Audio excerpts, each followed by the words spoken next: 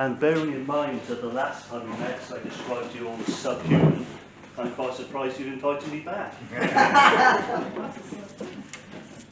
So this time, I can't guarantee I'll insult you quite to that extent, but I'll give it my best shot. So this is going to be on Christianity. Just before we go into it, bear in mind we're in the system. And the system that we have is quite a sophisticated, complicated system. A system of, some might say, Talmudic law. You can't necessarily own the property that you reside in and so on. You have to register it and all the rest of it. But there are systems described in the Bible. There's at least 3 major systems. The reason I mention this is that you can't just wander off the plantation. It really just doesn't work like that. If anything, you have to wait for something to collapse or look for a small gap. Maybe it would be central banking digital currency as an example, and you reject it, everybody rejects it, and there's an opportunity for something else. But while we're in the system that we're in, you have to choose your battles. One of the battles that you can choose and you can win is your own spirituality. So these 3 systems that I've mentioned in the Bible, the first would be the Egyptian system. So there's an Egyptian system in place for about 3,000 years. And we're told in the Bible that the children of Israel were enslaved in that system for 400 years. The second system was the system of Babylon. You should notice that Egyptian paganism and Babylonian paganism, this comes up a little bit in light of Freemasonry and the Kabbalah and so on. So the second system is the Babylonian system. And the third system is in the New Testament, is the Roman system. Again, this lasted for centuries. People couldn't just wander off the system. Mary and Joseph, the start of the Christmas story is that they go back to Bethlehem to take part in the census. They didn't say, no, we won't bother with that, we'll just go to the hills. They knew that there would be serious consequences if they didn't go back. And of course Christ was eventually crucified.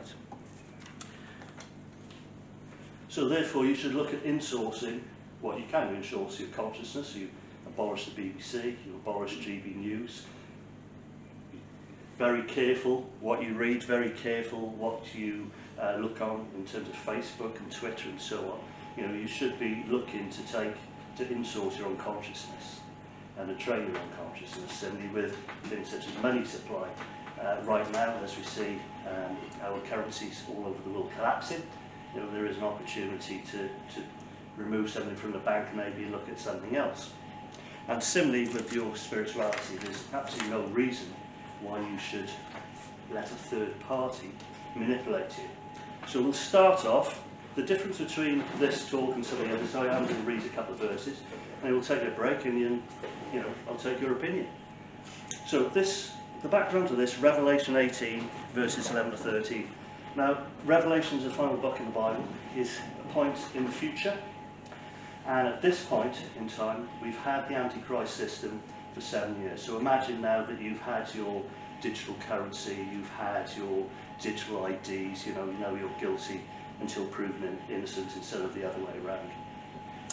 And after 7 years of this, Christ returns, and those who are trading lament the fact that Christ is returning because they are unable to continue in their mode operandi. So it says, and the merchants of the earth shall weep and mourn over her, for no man buyeth their merchandise anymore. The merchandise of gold and silver, so banking, precious stones, fine linen, purple, silk and scarlet, so clotheslines, all lined wood, all manner of vessels and ivory, all manner of vessels of precious wood, brass, iron and marble. And cinnamon, odours, ointments, frankincense and wine, and oil, fine flour, and wheat and beasts, so livestock, sheep and horses and chariots, and slaves and souls of men. So the point here is they're not talking about, well, they could be talking about your body, slavery, but they're talking about souls of men, so they're trading in souls of men. So the Bible doesn't just tell you that you have a soul, or surprise, surprise, you know that's right the way through in the Bible, you have a spirit, you have a soul, but the fact it can be manipulated and traded, not everyone considers that. Have a think about that for 2 minutes. What are you quoting from? Revelation chapter 18 verses, oh, I should say, we have Bibles here by the way. Do you recognise these people? The Gideons? Yeah, they put a Bible in every hotel? Every hotel, schools. So we've got lots of them for free if you want them. Full Bibles, New Testament and Psalms, thin New Testament Psalms and Proverbs, and key rings that you scan in. If you want them, they're free to take. So your soul can be traded. So to continue that theme, 2 Corinthians chapter 4 verse 4, Satan is the god of this world, in whom the god of this world hath blinded the minds of them which believeth not, lest the light of glorious gospel of Christ, who is in the image of God, should shine through them. So the Bible says that it is Satan is the god of this world. So if you imagine that God exists outside the universe in order to have created it, can enter the universe in the form of the Holy Spirit and in the form of man, but it is Satan that is the god of this world. Since the world has fallen, after Genesis 3, we'll go through those verses a little bit later, then it's Satan. So the expectation is that the world is evil. First Peter chapter 5 verse 8, be sober and vigilant, because your adversary the devil walks about like a roaring lion, seeking whom he may devour. So again, similar verses before, it is Satan is the god of this world. And when you consider where we ended up in the last talk, this is suggested that maybe there are people, sons of the devil maybe, who are in a warring faction with God, then that obviously would facilitate the situation that we're in, whereby we find ourselves in an evil world, facilitated by men who are purposely perpetrating this evil on us. And let's consider COVID as an example. What on earth do you think was going on there? Pure evil. Pure evil, yes. 2.5 years plus of pure evil in terms of medicine. We're now seeing the financial problems coming from it all over the world. I was watching a video today in Canada, and somebody was in Costco, and Costco is supposed to be cheap, and they're looking at the prices all through the roof. So inflation is absolutely everywhere. So they printed this money out to give it away, and as a result we have the consequences of inflation. So whichever angle you look, it's not just a bit of evil, it's evil across the board. Any questions so far? But they do trade our souls. I mean, the Vatican does it with the SSTQB trusts, and they set those up to trade us. They're on the stock exchange, you can look it up. Yes, so for instance, the birth certificate fraud, I think that's quite straightforward. You can actually read the certificate. I have heard quite a lot of times that souls can be traded on an exchange, but I don't have any evidence of it. But yes, yeah, absolutely. And that would fall very nicely into what Revelation 18 is saying, that souls can be traded. But even if that weren't the case, you still have a whole load of deceptions that we'll talk about. I mean, we've done one on Islam. So Islam is supposed to be an Abrahamic religion, although there's nothing in any of its materials, in the Hadiths or the Quran, that's suggesting that that's the case. There's nothing in any historical account that's suggesting that's the case. And when you look at the god of Muhammad, he seems to be a pagan Persian god, not the god that exists outside of the universe. So the point is that if you consider that as being a deception, I mean, how many Muslims are there in the world? Even if you'd say there's 1 billion, that's a big, big deception perpetrated on an awful lot of people. More obvious deceptions would be something like Freemasonry, where you get the opportunity to put your hands on a compass and square. Beneath it, it might be the Bible, doesn't have to be, it could be the Quran, but in the UK you'd expect it to be the Bible, and then that sits on the altar of Baal. So that should be quite an obvious deception once you've picked it through, worked it through, but to a lot of Masons, they don't necessarily know what it is that they're getting into. So these deceptions are all over. So on the subject of Freemasonry, Mark chapter 8 verses 33 to 38, what does it profit a man to gain the whole world but to lose his soul? So putting that into context, but when he had turned about and looked on his disciples, he rebuked Peter. So this is Christ rebuking Peter, saying, "Get thee behind me, Satan, for thou savourest not the things that be of God, but the things that be of man." So there is a battle again between things of God and the things within the universe. And when he called the people unto him, I missed the verse there.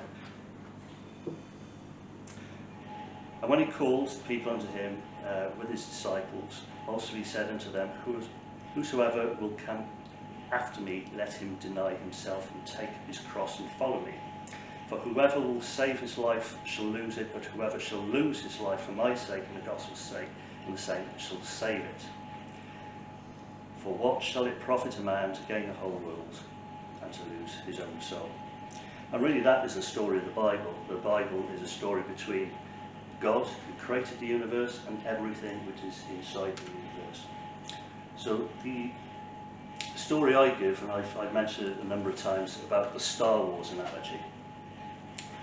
If you consider the good and evil, and we'll come on to the verse which describes this quite well a little later. You take the Darth Vader character and you take the Obi-Wan Kenobi and Luke Skywalker. Both follow exactly the same religion. They follow the religion of Jedi.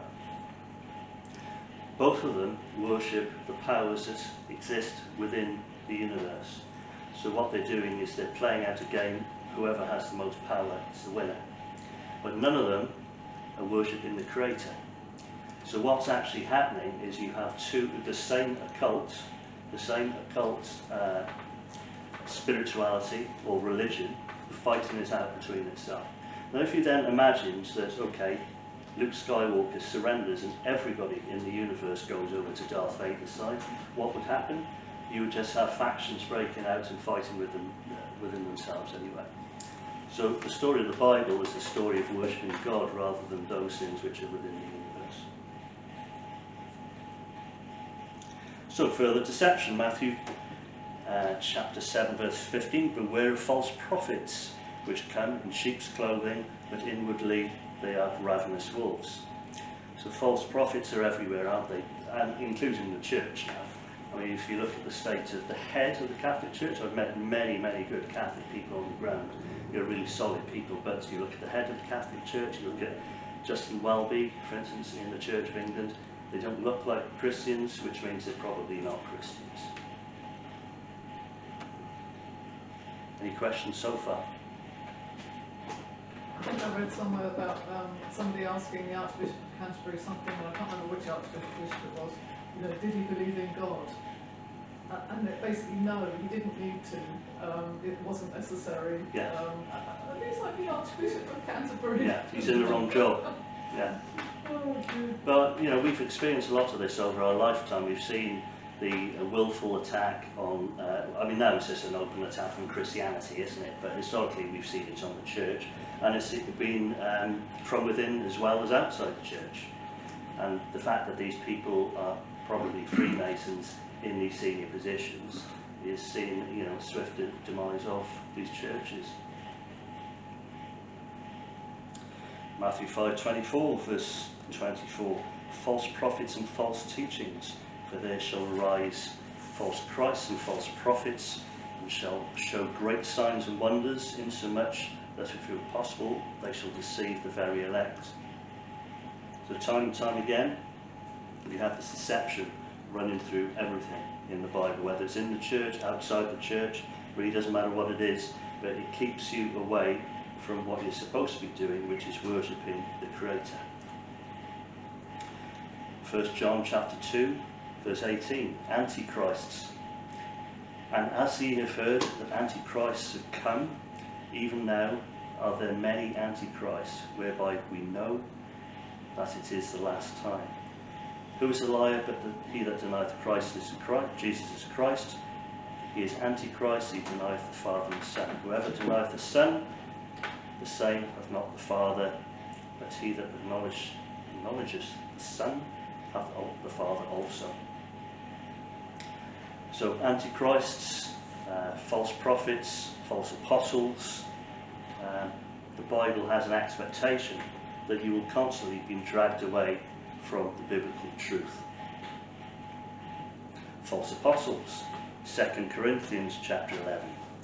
For such are false apostles, deceitful workers, transforming themselves into the apostles of Christ. And no marvel, for Satan himself is transformed into the angel of light. So that's the Star Wars analogy. So Satan himself will take on this sort of the light side of the Star Wars analogy in order to deceive everybody. And as you're looking at both sides, probably being drawn to the light side, you're missing the worship of God, the Creator. Therefore, it is no great thing if he ministers and also be transformed as the ministers of righteousness, whose end be according to their works. So Satan himself transforms into the ministers of righteousness. Romans chapter 1, verse 25. He changed the truth of God into a lie and worshipped and served the creature more than the Creator, who is blessed forever. Same concept. So the creature being the world, being Satan, being sin, being ourselves, as opposed to the Creator. So in terms then of, let's move on a little bit from this and I'll come back to that. So when we start in the Bible, Genesis 1:1, we find that God creates the heaven and the earth. By the time we get to Genesis 3, we have the story in the Garden of Eden. And the story of the Garden of Eden is where Eve is offered the knowledge of good and evil. Now, I've looked at a few theologies and a few religions over time, and it would seem to me that there are probably only two religions. I remember talking to somebody a few years ago. Her PhD was in languages, so I just made some small talk and said, well, how many languages do you speak? So she said, well, probably 12 or so. And she said, the thing is, you learn 2 languages, you can learn 4. When you learn 4 languages, you can learn 8, and so on. So she said, what you then do is you go back to the root languages. And you go to the Latins and the Greeks, and that's what you learn, because everything has really come from those. And it's the same thing with theology. If you go back to Genesis 3, verses 4 and 5, that is where the branch is. You believe in the Creator, who exists outside the universe in order to have created it, because there was a beginning, in the beginning. Before 1930, the view was, Albert Einstein held on to the notion that the universe was a constant for a very, very long time. He held on to that like Charlie Chaplin tried to ignore the sound in movies. But eventually he had to acknowledge that the universe had a beginning. So now science was catching up 3,000 years on from what the Bible had written 3,000 years ago. So there was a beginning. In order for there to be a beginning, the Creator has to be outside it. The Creator can enter the universe in the form of the Holy Spirit and enter the universe in the form of man, which of course he does obviously in the New Testament in the form of Christ. Now in the Old Testament, well, before we go to the Old Testament, if you remember the story that contradicted the Talmud in the Gospel of John, where Christ speaks to the Pharisees, and Christ says to the Pharisees, you know exactly who I am. Why should the Pharisees have known who he was? There's 2 reasons. The first, the Old Testament mentions at least 3 times, I'm just going to give 3 examples, of God being on the earth. Genesis 17 is where he appears with 2 angels. He parts with the angels and deals with the city of Sodom and destroys Sodom. Second example would be on the top of Mount Sinai, where he's seen as old and wise, as Moses sees it, and gets the 10 Commandments. And the third example would be at the Red Sea, where he's seen as a young warrior. So that's just one reason why the Pharisees would have recognised Christ. The second reason was even more obvious than that, because they would have known what the book of Micah said, what the book of Daniel said, and the book of Isaiah, particularly Isaiah 53, which says that he will be born in Bethlehem, he will be of a divinage lineage, for example. And this is why Christ was able to say to them, you're liars, and you are therefore not the son of Abraham, you are the sons of the devil.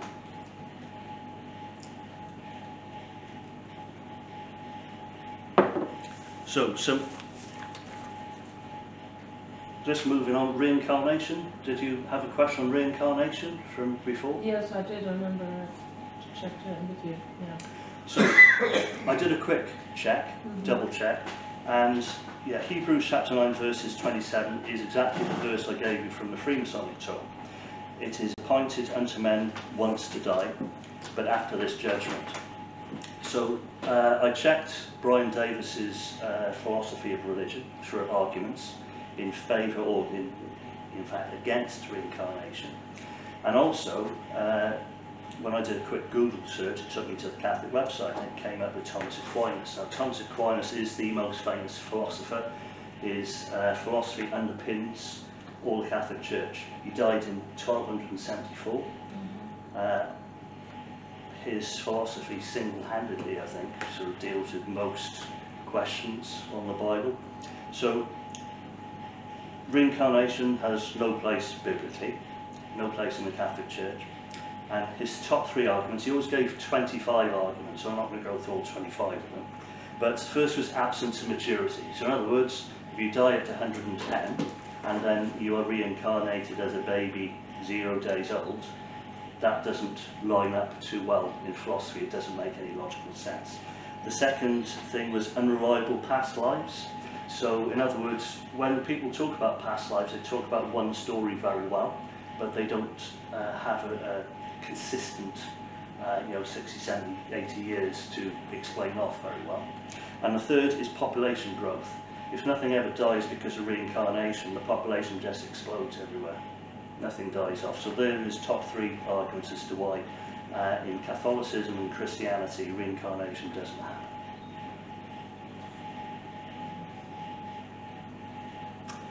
The occult. So the occult is described in Deuteronomy chapter 18 verse 10 to 12. So there shall not be found among you anyone that maketh his son or his daughter to pass through the fire. So son or daughter passing through the fire, you know that from Babylonian philosophy.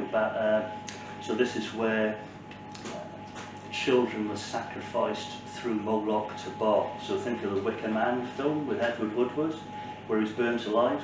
So that's what they would do to babies in the Babylonian philosophy. So in Deuteronomy it says you mustn't do that. So there should be found no man among you anyone that maketh his son or daughter to pass through the fire, or that uses divination, or an observer of times, or an enchanter, or a witch. So an observer of times is a fortune teller, or a charmer, or a consulter with familiar spirits. So you mustn't call spirits, whether you know them or not know them, or a wizard, or a necromancer. A necromancer is somebody that uses dead bodies to tell the future.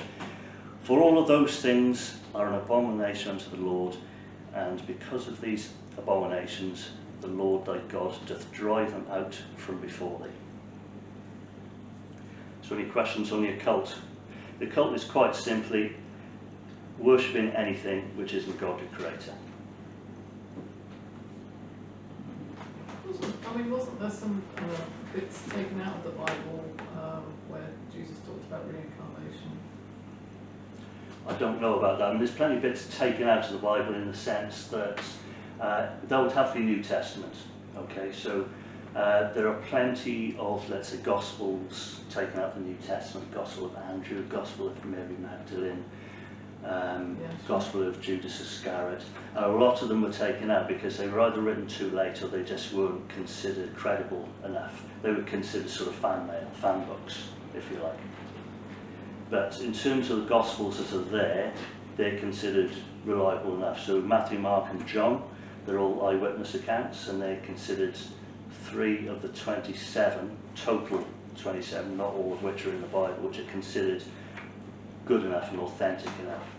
There must be 27,000 unauthentic eyewitness accounts. As far as historians are concerned, they see there's 27 good ones. And then the Gospel of Luke and Acts are sort of like an investigative journalist, where Luke turns up and talks to people. And I think the early chapters it says, well, just go out and talk to them. Half of them are asleep, in other words, half of them are dead because it's 20 years on, but the other half are still alive, and take down their stories.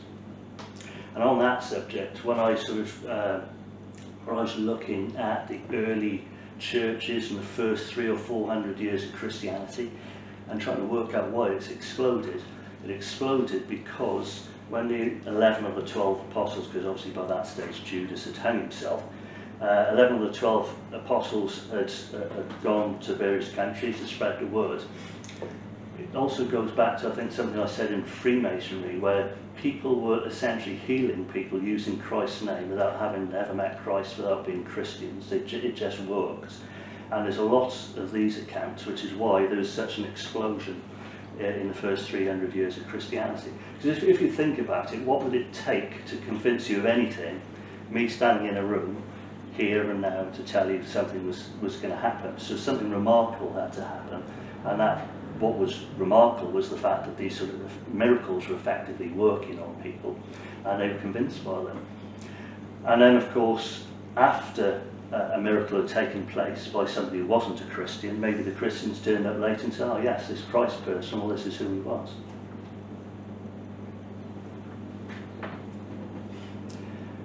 And another aspect of Judaism, when we talk about the H word, the Holocaust word, nobody ever talks about the number of people that would have had to have converted away from Judaism to Christianity.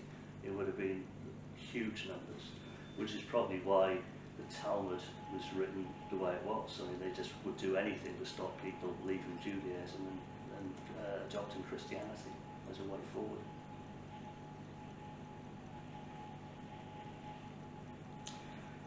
Some final days prophecies, you might recognise some of these. Not necessarily the verse, but the content. 1 Timothy chapter 4 verse 3, in the final days be forbidden to marry and commanded to abstain from meats which God has created to be received with thanksgiving of them which believe and know the truth. Abstaining from meats, recognise that? Eat the bugs, eat the bugs to be happy. Plant protein, no, plant something above. Yeah, so if you consider that there's been a big push, isn't there, for everything from just eating plant-based foods, ignoring meat. And the reason for that is that the Old Testament and New Testament is very, very consistent, that meat is essentially, by virtue of the fact it's there, it is blessed. So you don't have a situation like you do in Judaism or in Islam where you have to specifically prepare it. By virtue of the fact it's there, and by virtue of the fact that you've been given a dominant position over the animal kingdom, it means that you can eat it. It's not to be abused, of course, but it's there to be eaten. And therefore the occult view on this is that, well, we'll remove that opportunity from you. But the other interesting one, of course, is the forbidden to marry, because what we've seen is this slow subversion over the past 30 years or so, well, more than that, probably since the 1950s and 60s, which has slowly taken the opportunity to marry, to stay together, the need to stay together, and now we've got more than 50% of kids born out of wedlock.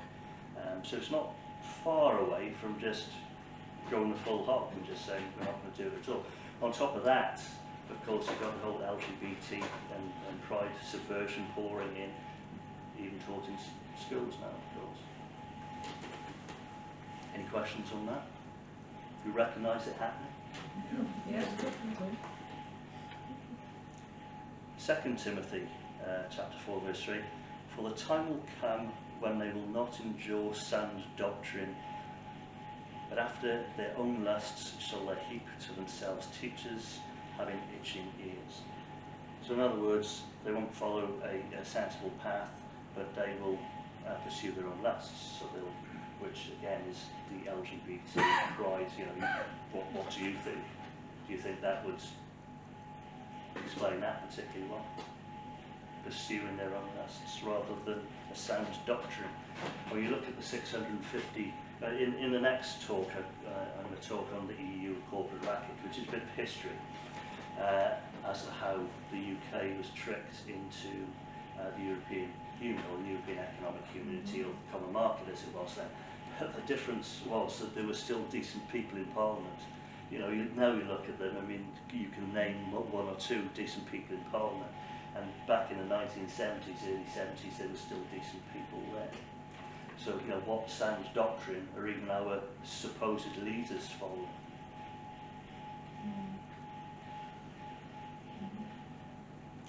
This one you'll recognise, central bank digital currencies maybe. Revelation 13, verse 16 to 18. And he causeth all, both small and great, rich and poor, free and bond, to receive a mark in their right hand and on their foreheads. So that would be your actions and thoughts. And that no man might buy or sell, save he that had the mark, or the name of the beast, or the number of his name. Here is wisdom. Let him that hath understanding count the number of the beast, for it is the number of man, and his number is 666. So again, do you see a correlation between that and the central bank digital currencies? So what number is that again? 666. So it uses 320s, but yeah, 666. Explain. Go on. Oh, I was just going to say, do you think that all of this is prophesied by the Bible, or is it being guided into this because the Bible says so? Well, I think there's both is correct. I think that it is my view that this war has been going on, this spiritual battle has been going on since the very beginning, since Genesis 3, when Eve chose the knowledge of good and evil, and they were abandoned from the garden. They left the Garden of Eden, and then sin comes into the world, and then you have a moral evil, and you have a natural evil all over the world for eternity. And people, by their nature, it is not easy for them to reconcile their own position with God, and therefore you have those who overtly war against God. But I mean, the stuff in there is very accurate to what's going on today. So it's like, you know, there's a couple of things converging. It's like, that's there describing it, and because it's being described, we're going that way. Or is it that we were going to go that way anyway, and that just happens to describe it? But I think that the evil side of it would like to see this stuff come true, so they're actually converging it so that it becomes true. Yeah, but I would argue that if you wanted to dominate the world, as an example, how would you go about it? Would you specifically go about it like this, or would you dominate it in other ways? So in order to get us to a position that we're in, our money supply, I'll just use that as an example, has been inverted, it's been occulted. Keynesian economics is upside down economics. In other words, you deal in debt rather than deal in assets on the balance sheet. All of that happened before the technology existed to be able to do any of this, but it was all a slow process. So you could say, well, you know, I'll just dominate the world through debt. I'll indebt everybody. That will give me enough control, for instance. So in answer to your question, I think that it's happening on both sides. That's my opinion. Yeah. There seems to be a kind of accurate convergence though, doesn't it? Yes, yeah. If we get to, and we're getting there, I think, if we get to a totally digital currency, yes, which doesn't actually exist, is it? It's just a bunch of noughts and ones and zeros whizzing around the network in this country, it's not a very big step for all the other countries next to us and perhaps through the world to join in that. So it'll be a global digital currency. Yeah. So living in this thing that doesn't really exist, then whoever controls that controls the world actually, or pretty well. Well, you can argue that we're pretty much there already in the sense we do have digital currency, it's just not programmable. That's the only difference, is that they have to take other steps to switch you off. Yes. You know, you still have something in your bank account, but it can still, you know, if they crash the banks, they can still bail in, which means that if you're lucky enough to have, I think it's £85,000, you can keep that, but everything else they've decided will go.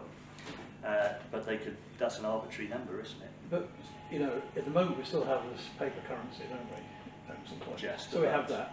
But we can carry out all our transactions without using any of that. it's all digital, isn't it? I mean, you use Yeah. a credit card, it's digital. Yeah. The fact that you have a number in your bank account will eventually mean nothing, because you won't have any control over it particularly. If somebody wants to take that away, they can quite easily do it. So there's a couple of steps, aren't there? The Yeah. first thing is that we already have digital currency. Yes.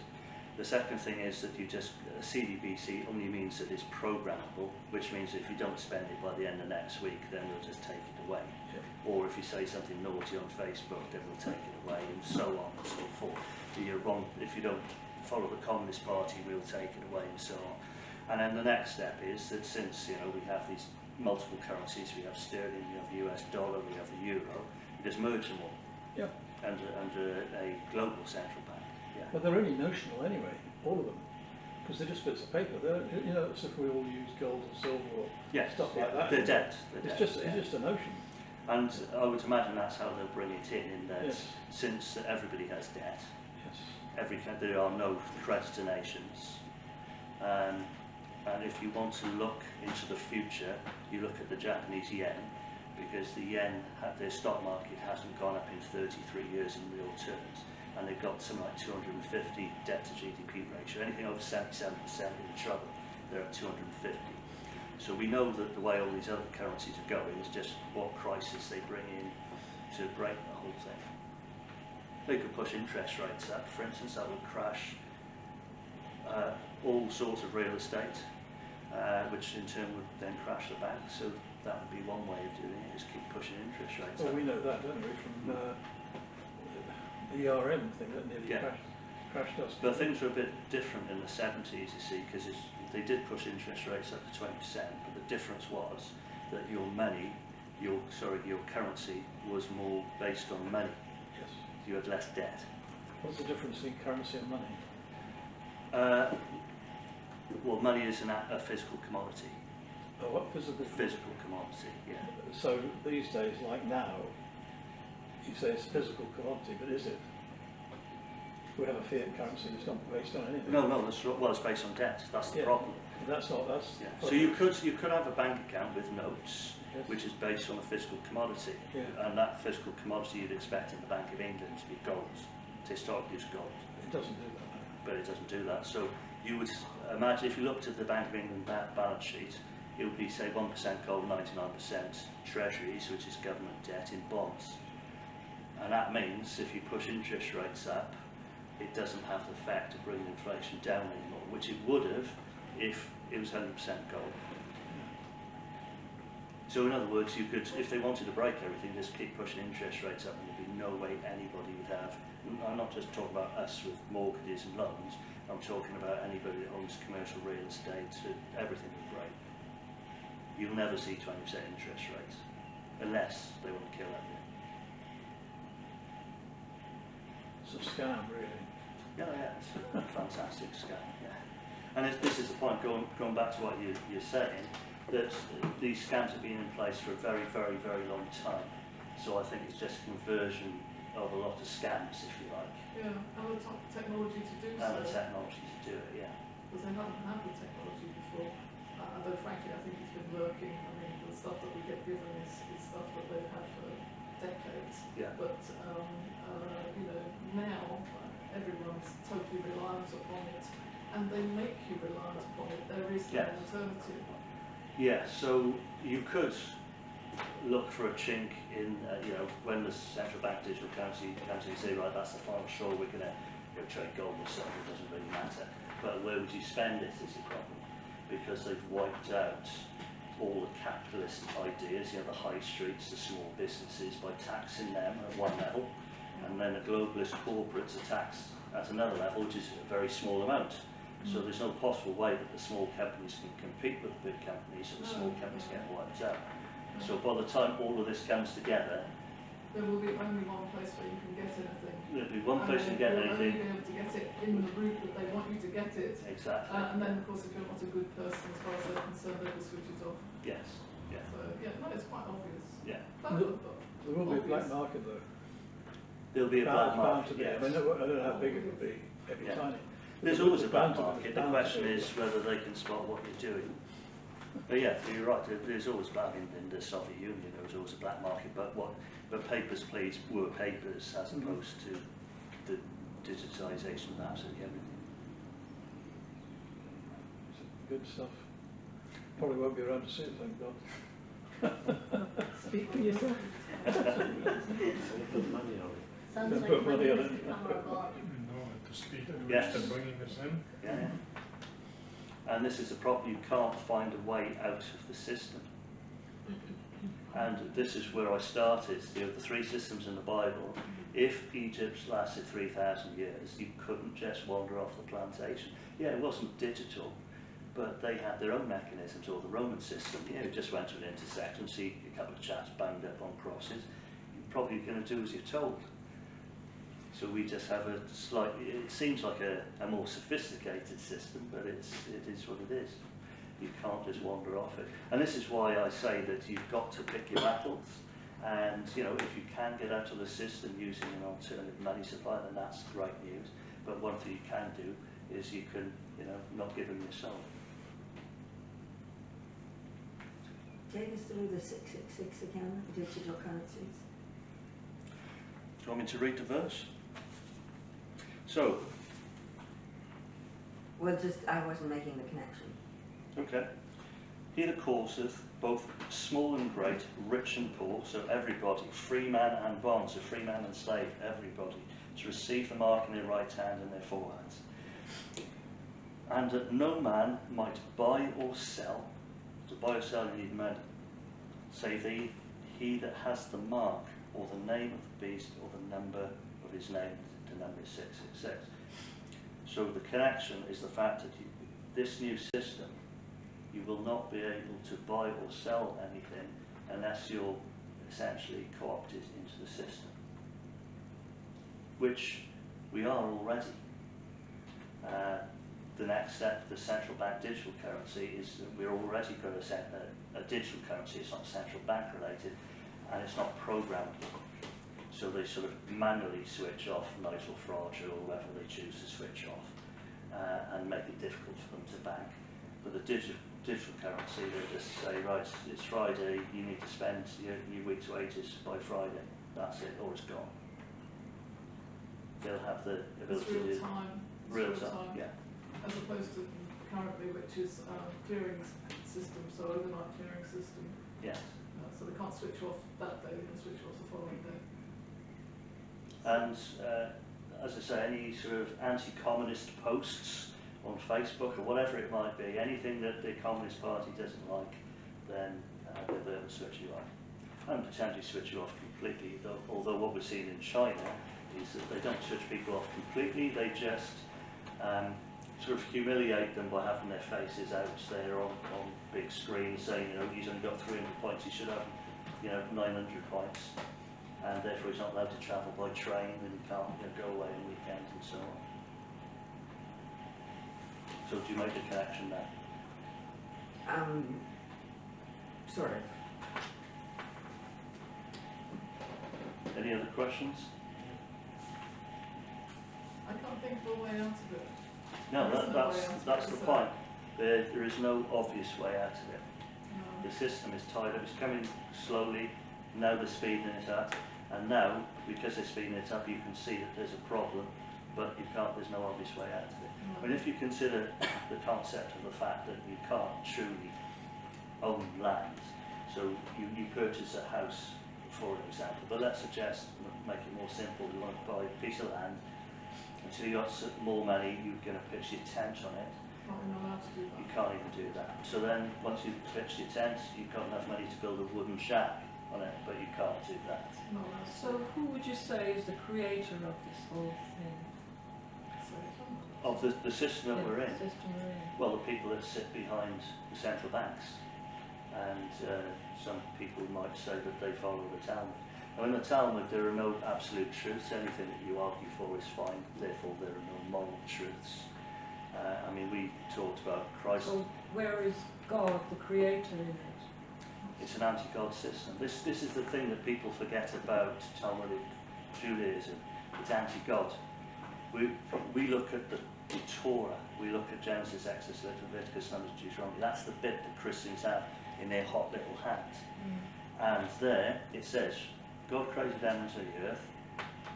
The earth went bananas in the Garden of Eden, and all hell broke loose.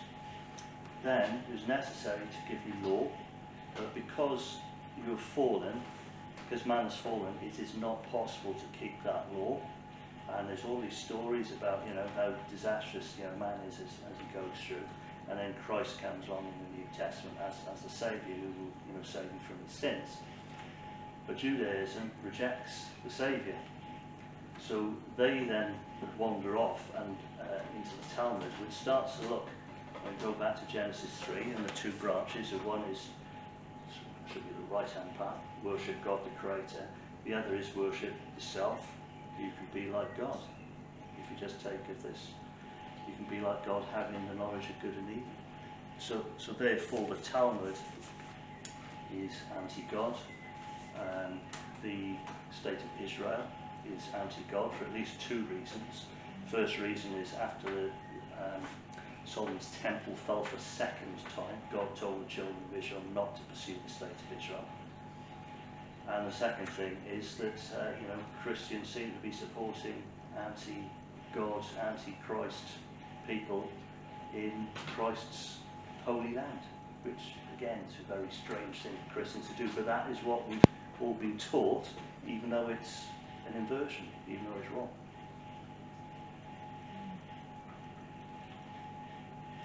So the state of Israel, you see, is described in some depth in the Torah. 11 of the 12 tribes will get a significant wedge of land, and it is described in real detail. The 12th tribe is the Levites in this case. They are the people that look after the temple. So 11 of the 12 tribes get a good piece of land, and then the Solomon's temple falls twice, and the second time, that is the time that essentially that contract with the children of Israel is revoked. And therefore there should in principle be no state of Israel. The state of Israel of course came about because of the Balfour Declaration, because in 1917 Britain was losing the First World War and needed the Americans in. The people who sit behind the central banks sit behind American central banks as well as British central banks. They got the Americans involved. And it's been all downhill for Britain ever since, hasn't it? Well, then you go to 1947, British SAS go in to clear out Palestine, and then the state of Israel is created post-Second World War. But it's still an anti-God state, according to the Bible. Unless somebody wants to disagree with me. Well, certainly if the, I mean, I don't know, I've always thought that if the Jews wanted a homeland, okay, that's one thing, but putting it there was definitely a silly thing to do, because it was only do one thing, it's going to cause trouble, and that trouble is not going to go away. Even as I used the word exterminate recently about the Hamas, people didn't know I used it, but even if the Jews exterminate Hamas, they won't ever totally exterminate it. It'll always come back, because that conflict is always going to be there. It's just one of these things, Yeah. I think. So there's a couple of things there. The first thing, that biblically, the children of Israel have no right to any state. If they don't have the right to that state, they have no right to any state. And most serious rabbis who are not Zionists will explain that. And why would they need it? Really, if you think about it, I mean, they can become a British citizen or American citizen and have the same rights as everybody else has. You know, no, they don't need to be special or different. But the second problem that you've got is you've got the perfect recipe for war, because you've got the Talmud that says that everybody here is subhuman. That would include, of course, the Palestinians. And then you have the Quran that says fight the kafir to the end. Particularly the Jews, by the way. The Jews and the Christians are named, of course, in Islam. The problem is that, you know, in Israel, a lot of the Israelis are perfectly innocent of all of this, really. I should say the majority probably are. Well, most they people didn't start this argument, they just were born there, they just inherited it. It's not their fault. And you can understand why they're going to defend themselves to the bitter end, because they've got nowhere else to go, really. Yes. That's what's happened. And the Jews in the Middle East would have had to have left the Middle East when that Yeah. was bombed up because they were being persecuted. So even the non-Zionist Jews go to Israel if they want somewhere that's supposedly safe. And we'll never solve it because we'll never tell the truth. Because you don't tell the truth about this in Parliament or somebody, hell they'll lose, wouldn't there? That's right, yeah. They'll be able Yeah, it's interesting because, I mean, we've just had a whole load of local elections. A lot of people have been very unhappy about, you know, Muslims getting into, you know, positions of power and what have you, and everybody knows a little bit about the Quran now, and they know that they must fight the kafir and so on, but nobody ever mentions the Talmud. no. Never mentioned. You're not supposed to get called an anti-Semite and stuff. Well, yes, get thrown yeah. to prison. Yeah. But they've cleverly done that because, you know, you can't criticise anything about it. In fact, you can't even mention it. It's not even a criticism. You know, you can't even mention it. And I think we said before, they have now passed through the United States, haven't they, a completely anti-constitutional bill which suggests that we can't even criticise the state of Israel, which is interesting because if you're in the United States, Sorry, I didn't hear that. You can't even criticise the state of Israel. the state of Israel. Yeah. So it's described as some sort of anti-Semitism bill, and it's specific to the United States. But of course, the difference between the United States Constitution and the UK's Constitution, whereas it is written down, but it's not written down in one place. It's in multiple places. You can go to one place for the United States, it's codified and just say, right, First Amendment, you know, freedom of speech, freedom of religion, freedom of expression, freedom of journalism. It's all under the First Amendment. So a lot of the commentators are saying that they think that they'll have to strike it down the moment it gets to court. It's almost impossible to see how it can work in practice. Because it could include things such as biblical verses, as well as the Talmud. Yeah, anything. Yeah. Anything that they don't like the sound of, or imagine that they don't like the sound of, or Yeah. just don't want you to say. Yes.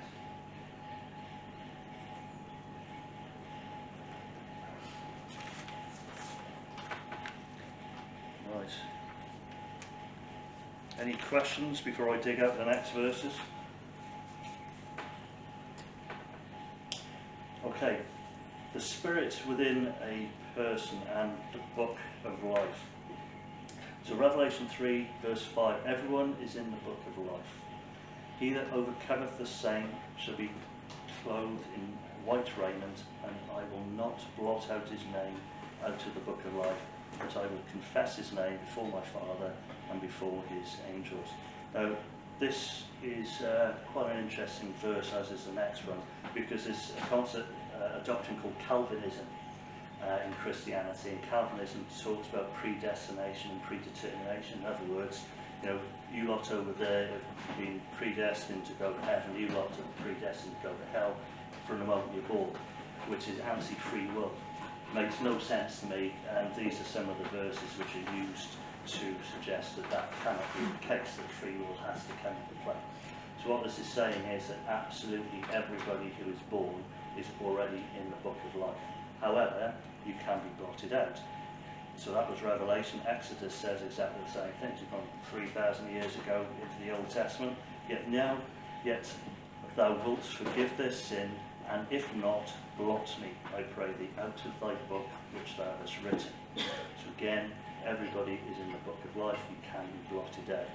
And you're blotted out, of course, because of sin, and your name is ensured, that it says there, if you understand the purpose of Christ to be the Redeemer of sin. Spirit. So Job 27. So Job is not the first book in the Bible, the first book written, the oldest book of the Bible. Spirit in a person. All the while my breath is in me, the Spirit of God is in my nostrils. So in other words, that you are physical and you have a spirit in you. Genesis 3:19, I don't even need to mention it, ashes to ashes, dust to dust. So when you die, your body goes back to dust. And if you don't decompose quickly enough, the worms get you. And then where does your soul go to? Ecclesiastes chapter 12 verse 7. The soul returns to God, then shall the dust return to the earth as it was, and the spirit shall return unto God who gave it. So the story here is that when you die, your body goes to dust, your spirit goes back to heaven, where you will be judged, and there is a book of life which in principle you are there all the time. So what your job is to ensure that you take advantage of the fact that you understand your spirituality, understand the purpose of Christ, and your name is in the book of life. Ezekiel chapter 18 verse 4, a soul can die, behold all the souls are mine. As the soul of the Father, also the soul of the Son is mine, the soul that sinneth, it shall die. Any questions on your soul, body and soul? I have so many. What was that? I have so many. Do you want to give us one? What happens when I die? Well, biblically what happens when you die is ashes to ashes, your spirit goes to heaven, you will be judged, and you will find if your name is still in the book of life or if you have been judged and your name is blotted out. Your name will be blotted out because of sin. So the best way to describe hell was listen to an ex-Satanist of all people who converted to Christianity, and he said, you've got to remember that hell is a bit like prison. It's full of people that don't believe that they're guilty. Because, you know, the Jimmy Saviles of the world, they know where they're going, they just don't care. But for most people, it's for people that do not believe that it's for the innocent people. It's for people that just coast through life and don't really think anything of their own spirituality. So what happens when you die? You get judged, and it's determined whether your name is in the book of life. That's just for the Bible. From the Bible, yes. But are there places like states of being where you go on to different states of being? Well, I can't talk about Catholicism, but biblically, no. Biblically, it's a case of being judged.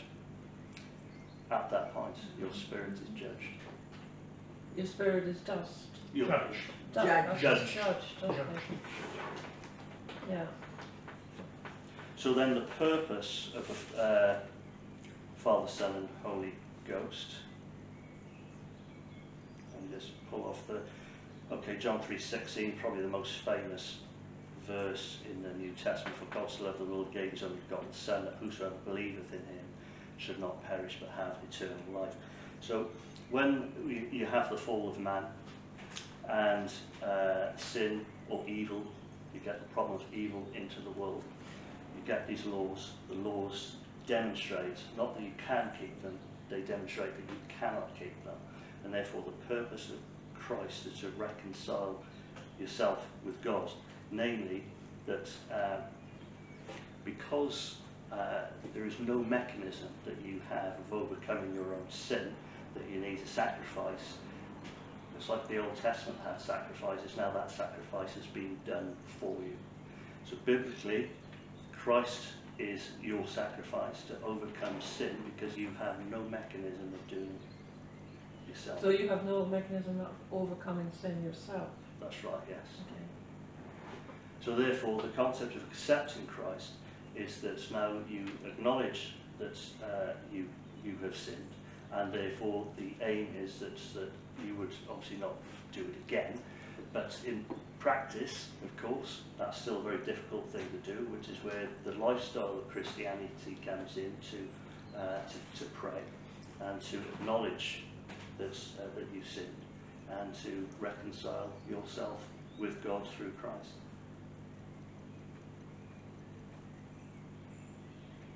So then, this is why a Christian prays, goes through baptism. So the idea of a baptism is to show a new life. You are submerged and you come back a new person, cleansed if you like. And typically, there's a question, should you join a church? And I think that the New Testament, because 2/3 of the New Testament is the Apostle Paul writing to churches, so I think it's generally acknowledged that you should try and find a church, and typically find a church that can give some sort of decent Bible teaching. Now I know that Catholicism was slightly different in that there are absolutely decent churches, but I don't know to what extent, I mean, you'd have to tell me, was it good Bible teaching in In the Catholic Catholic churches? Church, no. Just read to you. Yeah.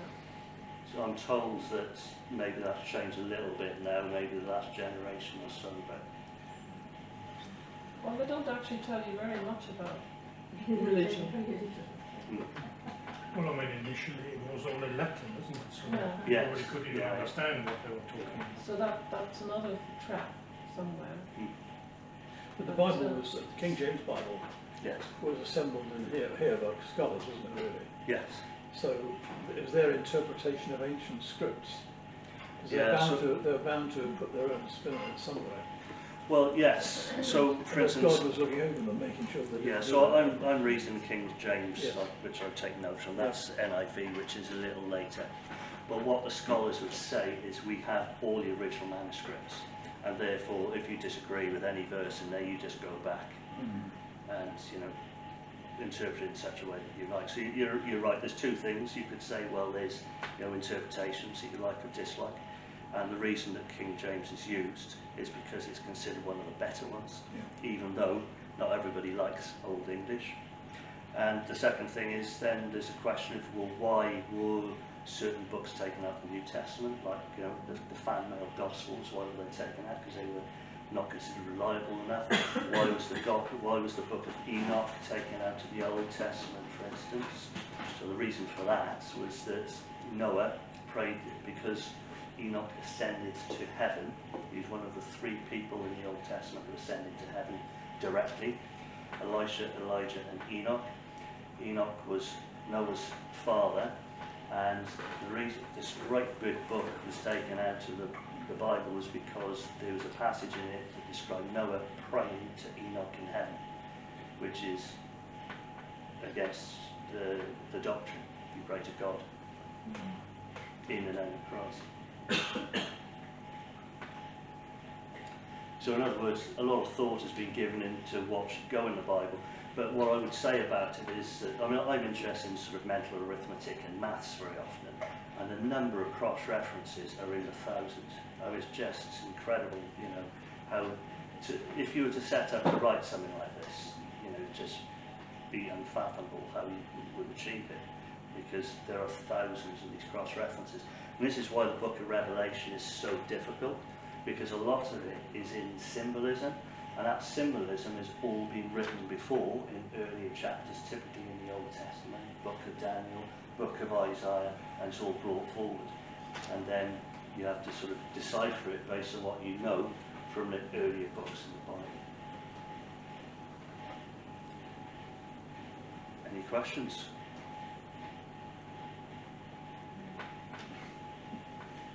No? Good.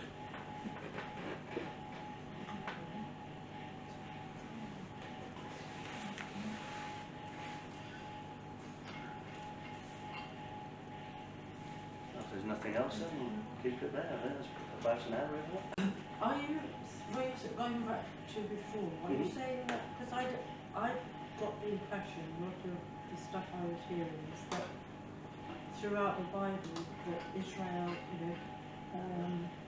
going back to that area was prophesied, Isaiah and... No, going back to that area was described in the Torah, so Genesis, Exodus, Leviticus, Numbers and Deuteronomy. So those 5 books absolutely gave great detail. Yeah, about what's been happening. About what's happening there now. Yeah, or 1947, about and that the Jews would all go back there and it would regrow as a kingdom. Yeah, so the Old Testament documents the lands that those 11 of the 12 tribes of Israel would get. Yeah. That's absolutely the case. So throughout the Old Testament you get this concept of contracts with God. So for instance, circumcision, for instance, is a contract. The reason the Jews are circumcised is because that is part of their contract with God. So part of their contract with God, you're absolutely right, is that they were going to get these lands. The problem is that after Solomon's temple was sacked for a second time, God told them not to pursue it. And that is the reason that, yeah, it's absolutely right. I think a lot of Christians, for instance, are deceived into believing, yeah, the Jewish people should absolutely have that land. But biblically, You're saying that after Solomon's temple, that promise or that was revoked, that was part of the revoked contract was after revoked, yes. Yeah. And that means that you can't put Jewish people elsewhere because there's no contract to put them anywhere. So the Jewish people are destined to continue to wander the land, wander the world. Except that they don't really have to any more than anybody else has to. Yeah. Because they can become it's so long ago now. Yeah. They can become another citizen. I'm sure a lot of people do. Well, that's another question, is, what is it to be Jewish, for instance? And again, you ask two people, you get three different answers because you can't really trace people's hereditary back to the 11 or to 12 tribes of Israel. It just can't be done. So then you say, well, it's part of the faith, but not every Jewish person has the same faith or is involved in faith at all. I just wonder, what does it mean to be a human being? You know what I mean? It's like we've got all these different titles, yeah, and yet we're just a human being on one level. But what does that really mean? Because obviously we are spiritual as well. Yes. Well, the spiritual aspect is to make your peace with God, your Creator. That's the biblical answer to that. And to reject all of the worldly things around you. Which is very difficult to do because we're in a system which drags us into the worldly things. Like the money supply, which you just can't, and the land situation you can't quite get yourself out of. Which is part of the great deception. Which I think the Bible explains quite well. In a roundabout way. It explains it well, it's just difficult to unpick it. Yeah, that's what I'm finding difficulty. Because these verses I'm going through, there's 66 books of the Bible, and I'm jumping between them. And I think the problem, part of the difficulty of understanding the Bible, even when I was a kid, you'd have a sort of a Bible study, and you'd be in one chapter, then you'd be over here, then you'd dancing around everywhere. So you need either a good teacher, or you need a good biblical interpretation. I've got a number of books that sort of describe if there's any problem with understanding what either a word says in the Bible, or what a chapter says, or what a verse says, I can go to it and get their interpretation on it. Believe it or not, people have dedicated their lives to sort of sitting down and understanding it. A good example is a chap called Tim McKay. He's got on YouTube something called the Bible Project. So if you want to just pick any book, Second Book of Chronicles, just go to Bible Project, Second Book of Chronicles.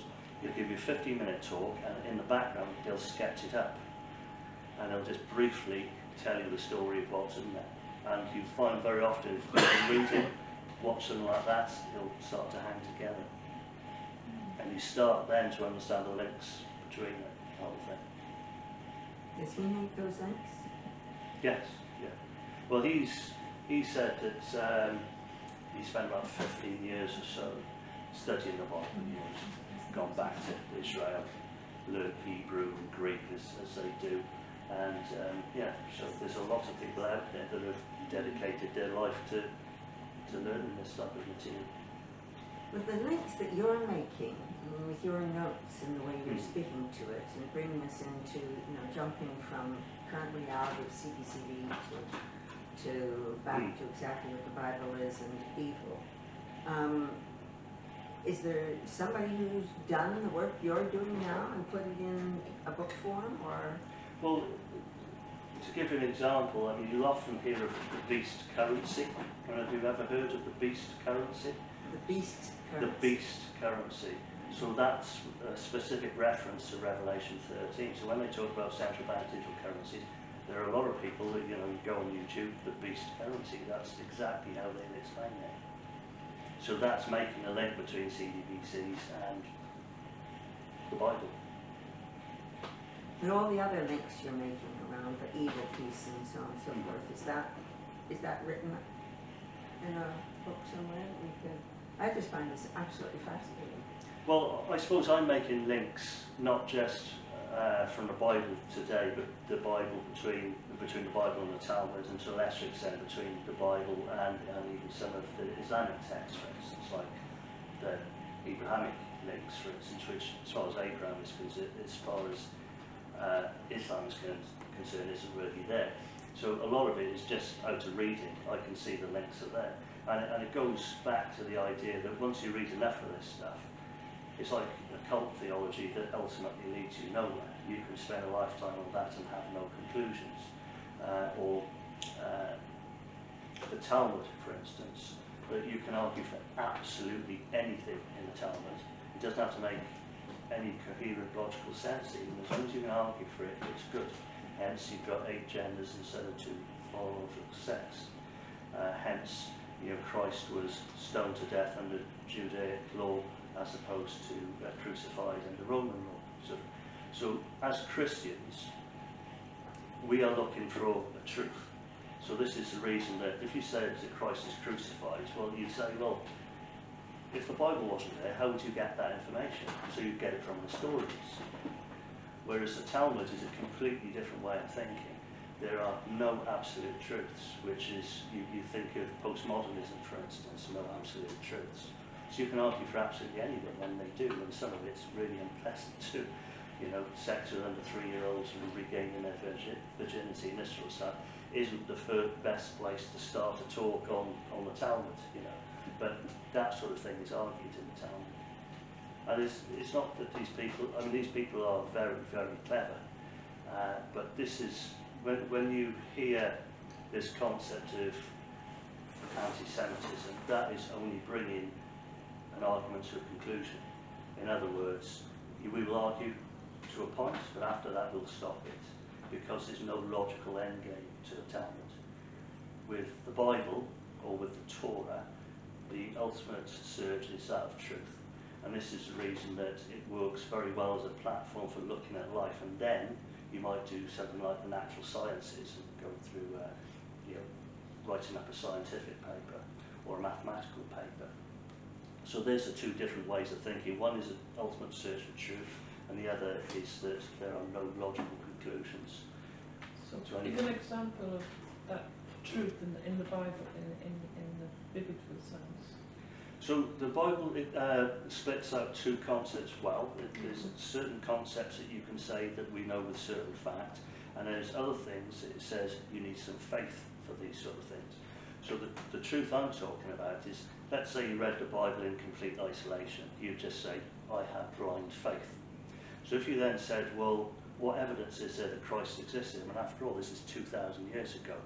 You would then go to sources outside the Bible, and you'd say, well, how credible is Josephus, for instance, and these other sources? What does a historian like Bart Ehrman say, who isn't a Christian? So Bart Ehrman would say, well, there's 27 reliable sources that says Christ existed. There's absolutely no question Christ existed, and he's a non-Christian. There's absolutely no question that 11 of his 12 disciples said, they made the claim that they saw him resurrected. And those are considered. So the next question is, well, why did they see that? You have to put the rebuttals in. Well, maybe they're all hallucinating, for instance. You tend not to hallucinate the same thing. So when I say a search for the truth, that's the type of truth we're looking for. You start with a blind faith, and you end up, you still have faith, but you're moving towards the truth. I suppose the problem we have is with all these sort of things is that on the one hand you have the sort of spiritual teachings, if you like, but then on the other hand you have the teachings of the church. Yes.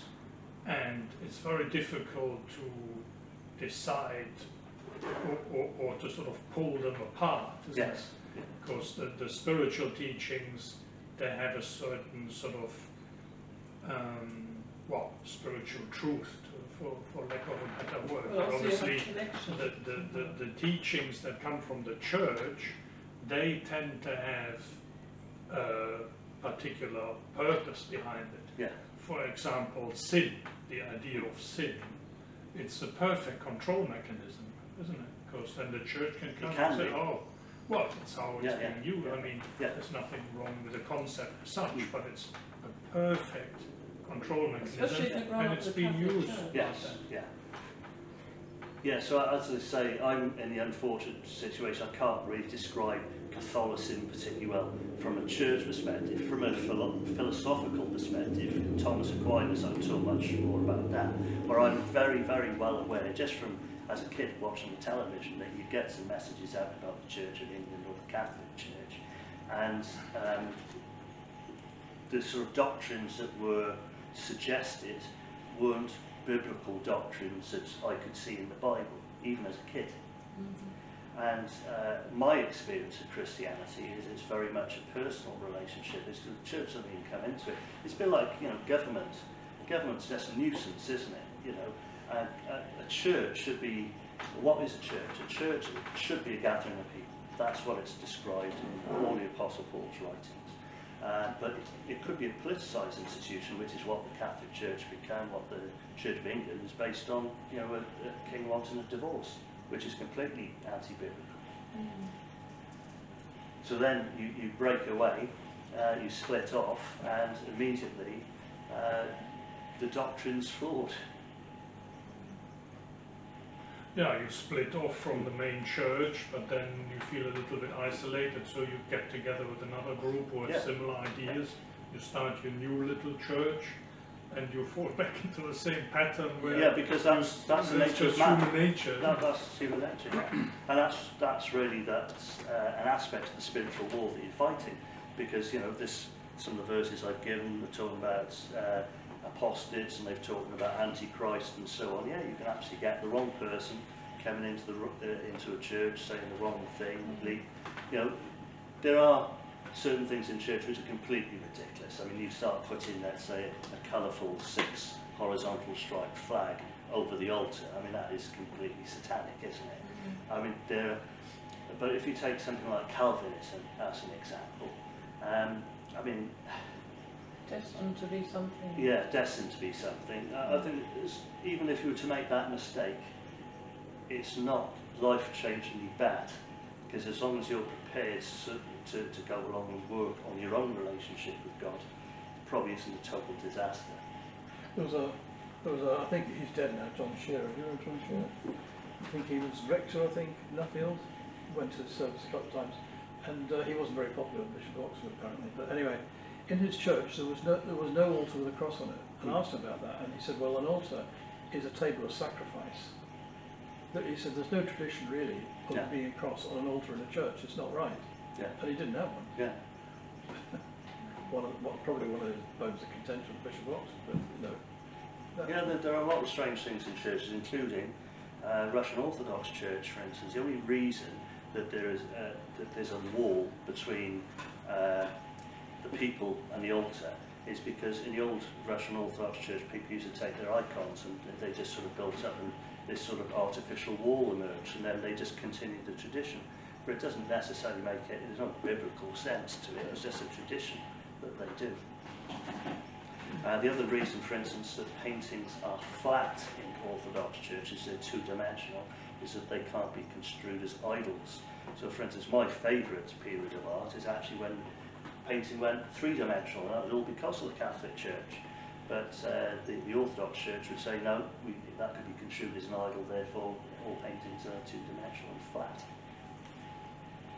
But sometimes I don't think it's worth getting too hung up on those type of ideas. What you need to do is more work on your own spirituality and your own relationship with your Creator.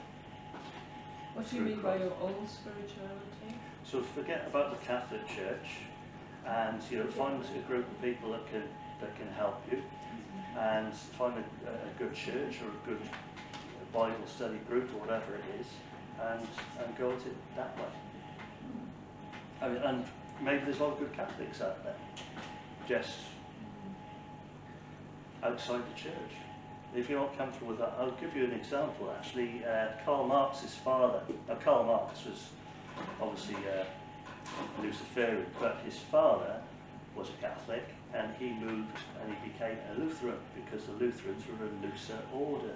They weren't so constrained by a heavy top, heavyweight church over the top. And Karl Marx's father, despite Karl Marx's father was a good man.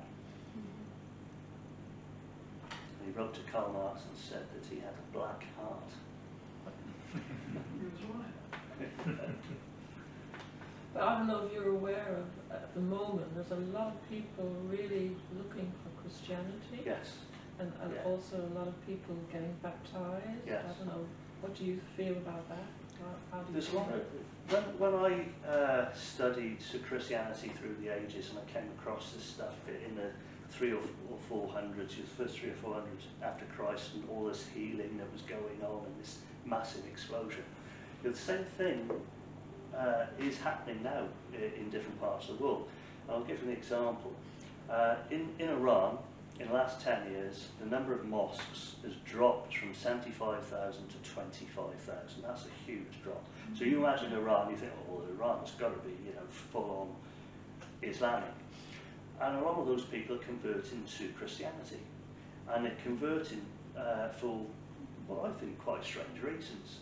So, and a number of people have reported on this. David Woods from Acts 17 Apologetics and Daily Dose of Wisdom are just two examples of YouTube channels that have just given this story. And the story is pretty similar. People have a dream. You go down to the corner, where you are in your town, you'll meet somebody who'll tell you about Christ. And I'm a skeptic like anybody else. I thought, well, let's have a look at the commentary. That's the first thing you do. Look at the commentary. It's going to be a whole load of atheists saying, sky daddies, this sort of nonsense.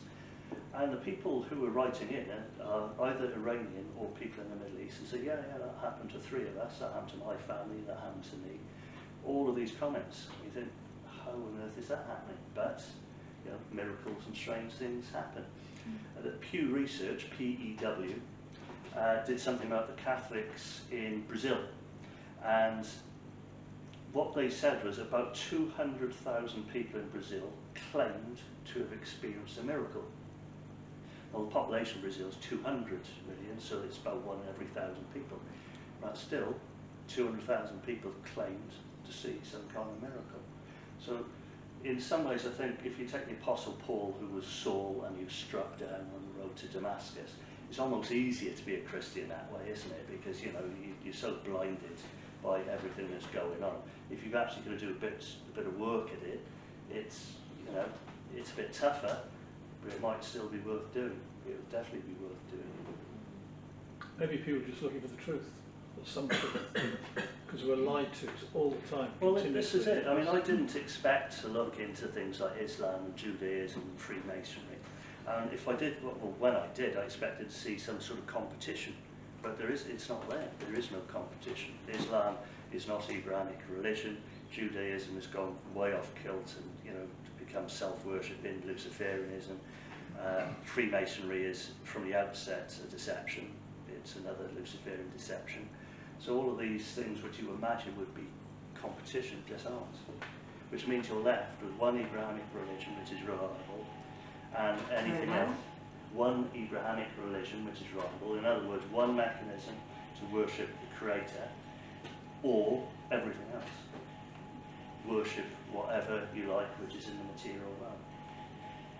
And is that your interpretation of what's going on in was it Iraq or Iran where the number of mosques has dropped? Oh, Iran, yeah. So, my interpretation of what's happening in Iran is that they are experiencing these dreams, and this claim that they are experiencing is demonstrably true because they're writing in onto YouTube channels saying, yeah, that's happened to us, that's happened to people we know, en masse. So another good example would be Indonesia. Now, Indonesia is the biggest Islamic country by population. There's 600 million people there, and they reckon about 3 million people are converting to Christianity. And the reason for that is because of Christian apologetics and polemics against Islam. So in other words, Christian Prince and Samsung and this stuff, the material on YouTube is getting translated into Indonesian, and that is doing the trick. So it swings and roundabouts. I mean, how do you explain miracles if you haven't experienced one yourself? But for, maybe with me it's a mathematical aspect of it. You know, you just narrow everything down and you recognise that all of these things which are supposed to be a competition to what you've learned aren't a competition at all.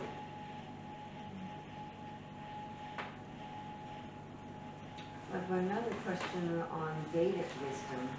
I'm wondering if you've looked at that at all. I've not. No. Okay, so just this, the statement in Vedic wisdom is that we have for the last 3,000 years been living in the Kali Yuga, and that we're by 2032 supposed to be moving into the Sat Yuga. Kali stands for dark materialism. Sat Yuga stands for truth and light. Yuga is era. In the view that man has lived thousands of years even before that, which would suggest in 3,000 years is pre-Christ, then if we've been going dark materialism, getting darker and darker and darker. Then the key question is, what's going to spring the light to take us to this truth and light, if that is true? Maybe the miracles, maybe what you're sharing, maybe. Well, yeah, this is it. We look at the West and you say, well, the West is going down the tubes, the West is going down the toilet, but yet, as I say, it swings and roundabouts, since these other countries seem to be doing reasonably well in their own way and finding their own truth. There are, I believe, about 1.8 billion Christians. Now, even if you say that some of them are cultural Christians, that's still a lot of people. Whereas the West seems to be under attack, other parts of the world seem to be doing very well. And I think, as you're saying, that we're starting to see, even in this country, people are recognising that there's been a huge deception. And part of that deception is your own spirituality. And maybe the answer has been under our noses all along. Yeah, I mean, I think I'm not a very good Christian. If anything, I'm a cultural Christian, probably. But I do think that if we adopted that more, we'd be a much stronger country. If you've got a good moral base for what you do, and you always look at the truth, you're a much stronger person, and you'll stand up to these sort of alien forces a lot better. Yeah, and that's our trouble. We've seem to have lost a lot of that. Lost a lot, yeah. Yeah, and we're just drifting around, this white wokery and all this nonsense. A few 100 years ago, we wouldn't have stood a chance, would it? No. There seems to be a lot of people also kind of immigrating to Russia, feeling that they can't live in Canada or America because of what's happening. Well, Pew Research did some interesting statistics on that part of the world as well. Now remember, these are communist countries: Russia, Ukraine, Bulgaria, the Baltic nations, and the numbers were on atheism. And you think that atheism is quite a popular thing, but Pew Research suggests it's really not at all. And when it came to, bear in mind that communism is supposed to be atheistic, the numbers of the ex-Soviet Union countries, with the exception of the Czech Republic, were between 1% and 3%. So in other words, they completely abandoned the whole concept of atheism. And of course, a lot of these countries have again gone out to Christianity. And Russia particularly, remember, the whole country, under one of the Tsars, the whole country was baptized. So that should in principle be spiritually strong, which is probably why it went through the Bolshevik Revolution. And the Bolshevik Revolution was so brutal because the entire nation was baptized. It goes back to evil. Yeah, they wanted to get shots of all on that. Yeah. But if there's 1.8 billion Christians, Yes. what are the stats on the other religions then? Not far behind would be Islam, about 1.4 billion people. And then you get in India, so Buddhism Buddhism of course is going down in places like China because it's been wiped out. So yeah, the two main religions are Christianity and Islam, Islam, And Hinduism, there must be at yeah, least a Hinduism billion. is probably about 800 million people. And the rest? They die off very quickly. Meaning atheists or Oh, agnostics or... yeah, I suppose if you, I don't know the numbers for atheism and agnostic, but it's not as high, certainly atheism is not as high as you might imagine. So the Pew Research numbers off the top of my head, Czech Republic was way out in front at 25%, which means 75% are not atheists. Then it went to France at 12%. Then I think Britain was about 8% is atheists, not agnostics. And then the United States was 6%. And when you came back into Europe, Greece, Spain all have a history of Catholicism, so they weren't particularly high. And by the time you ended up on ex-Soviet Union countries, it's between 1 and 3%. So atheism, I don't think, atheism can never really, it's a hard sell, isn't it? Because there's no upsides to it. There is simply no upside to atheism. Doesn't fill the gap. What was that? It doesn't fill the gap. Because when I looked into, I looked at people like Richard Dawkins as an example, and Sam Harris, and it took me a bit of a while to understand what they were talking about, because I'd already read books like The Philosophy of Religion, and The Philosophy of Religion is basically arguments for God and against God. So I was expecting to see some of that, but really, when you unpick it, what they're saying is they're giving you a description of what they like, what they would like the universe to be like.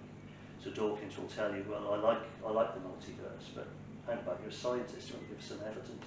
Don't worry about that. And even my son said, well, you've got to go back to the first cause. It doesn't matter how many universes you've got. You've got to go back to the first one and who created that. So a lot of these ideas, or Ricky Gervais, you know, there are 3,000 gods, but I just believe in one less than you do, this sort of thing. The statement is philosophically absurd, since the person making the statement doesn't believe it, and the person who's making it too doesn't believe it. But even if you said, well, let's go with the idea, you are only left with one God which exists outside the universe, and everything else is a created God. So you can have as many tables that you want to worship as you like. Go at it. So atheism, no upside. It's a hard sell. And by now, there are books written about how Dawkins led me to Christ, because they've had 25 years. They've had 25 years of emptiness. I realise it doesn't take you anywhere, and there must be something better out there. There are no atheists in a trench. Yeah. Yes, exactly. Yeah. Yeah. I'm sure Yeah, I saw, I'm a little bit. Sorry, go on. no, I'm sure I saw, I think it was Richard Dawkins in an interview, and he was saying that, given the way our figures now, he actually thought cultural Christianity was a very good idea to have, so. Yeah, but the moment you concede that, I mean, what you're conceding then is a moral lawgiver. Yeah, that's right. Because atheism doesn't explain where morality comes And you from. can choose your own. Yeah. You can choose your own. And this is the reason that if you look at Judaism, if you look at Freemasonry, the first rule, because ultimately it leads to you are your own personal God. If I'm my own personal God and you're a personal God, then and we come into conflict, then why shouldn't we kill each other? So the very first rule is you can't kill another Freemason. You can't kill another Jew. Because, you're faced with an immediate contradiction, which is unresolvable, other than breaking a rule. I remember when I was at sea, on the ship, we had a Chinese crew, and one of the Chinese crew, as a steward, died. I think it was some kind of malaria, or hadn't been taking his Novocaine. And we used to bury people at sea then. I've done it too, because people didn't like putting corpses in the freezer, deep freeze, and if you're away from somewhere. And you just made me think of this. We did a burial at sea, and the burial service at sea is in the back of the ship captain's medical guide. And it was proper burial, and all these Chinese crew turned up in their best things, we were there. And I don't think any of them were Christian, and yet this guy got a Christian burial. And it was done properly too, And they showed the right amount of respect for their comrade, I suppose. But when you think of it like that... Well, I've got a similar story. I went into an army recruitment place with a friend of mine at 16. And he was an evangelical atheist. I've only ever known two, which is probably why I'm a bit prejudiced against atheism, because they both sadly committed suicide by the time they were about 20. But he went in, and the first thing he told the sergeant was, well, I'm an atheist. And the sergeant said to him, trust me, son, you will have your head down with everybody else if one of your mates is killed. And I'm sure that the chap saying that wasn't himself a Christian, but the point is that they understand that we are spiritual beings.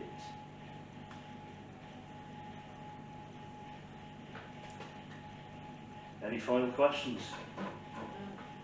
Thank you very much. David, thank you so much. So your next talk is about your relationship to becoming Christian. Yeah. That's the next one. No, well, that's this. I mean, I can talk more about that if that's what I you would want. like, because I didn't get, I wanted to know a bit more about what was that, how that was for you. So I was brought up in a gospel hall where I had none of the sort of overarching Catholic Church, power structure. It was very much get stuck into your Bible, your Bible studies. And so I went to two kinds of school. I went to a perfectly normal school, which I absolutely hated, and I went to Sunday school. And you spend an hour a week, or maybe go to 2 hours a week. But the point is that I immediately sort of understood there was some real sense to this, and it gave you a terrific way of looking at the world. The world made complete sense. So then, as I went through life, then I have what I would describe as blind faith. In other words, I've read the Bible, I understand, you start to understand how it comes together, how it fits together, how my place is in the world, how my relationship is with God. And then, as you know, later on, I looked into other religions, really to continue to understand how the world operated. So, when I looked into these things, I was expecting to see some kind of competition. But rather than a competition, what I saw, everything sort of fell by the wayside, and there were obvious reasons why it fell by the wayside. So, as my study continued, all it did was reinforce what I'd learnt as a kid. Okay. And of course, the other thing is, as you realise, and for me, it was 8 years ago, pre-COVID, that I sort of realised that the world was a total deception. And I realised a couple of things, that Christianity was under attack, and that we were lied to about just about everything. So I continued to, I got more serious, and the first thing people do when they wake up to the world as a whole is Christians get more serious about their faith, and those who aren't Christians get serious about the fact that they've got spirituality and just need to find where to look. So from there on in, I got more serious about my own faith, started to study others for other reasons, just to understand how the world operated, and it just reinforced what I'd learnt. And that's my story in a nutshell. So and then you found a personal connection. This is the important thing. The way that I've been taught, as opposed to what you have experienced, is that I had no overarching power structure from a Catholic church or anything like that. It was very much Bible study, and then off you go and be a Christian. That was it. So it's always a personal relationship. So when people talk about the oppression of churches, I don't know what you're talking about, only because of your experiences, but I had no experience like that. I've never been a member of Church of England, I've never been Catholic, so I can't talk about that. I can talk about what it's like to be in a gospel hall, great Bible study, best thing that ever happened. And now I practice as Russian Orthodox, and I'm married to a Russian Orthodox lady. Maybe not the best for everybody because half the service is in Russian. But again, there's no overarching power structure involved with that. So I think what you're missing is not the Christianity. What you're missing is the fact that you've had this oppression from I had, but then I kind of found Christ, if you like, in another.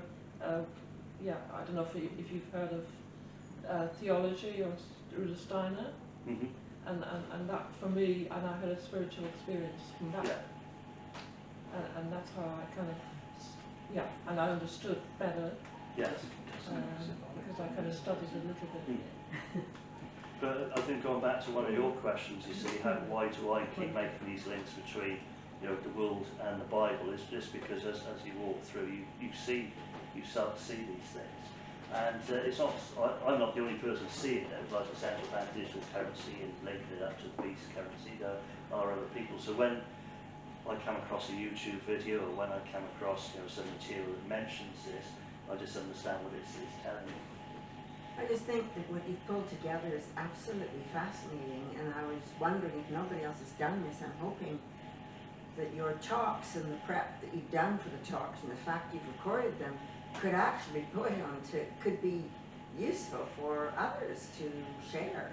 Anyway, Well, I can certainly make sure my notes are printed up, and obviously the video will be up as normal. Yeah, I mean, I don't know whether there's an opportunity for you to, you know, get a book out there and do a TED Talk or whatever. But I just think we're so lucky. Thank you very much. You're very welcome. Amazing. I try to make the talk relevant to the audience. You know, this obviously isn't a church service, so I try to present in such a way that you are aware of deceptions because of what's happened. You know, that's how you all got together, presumably, to stand in the park and what have you. So let's talk a little bit about deceptions as they are presented from the Bible. Extraordinary. And link it with the deceptions going on today. Yeah. Brilliant. Absolutely brilliant. Thank you. Thank you.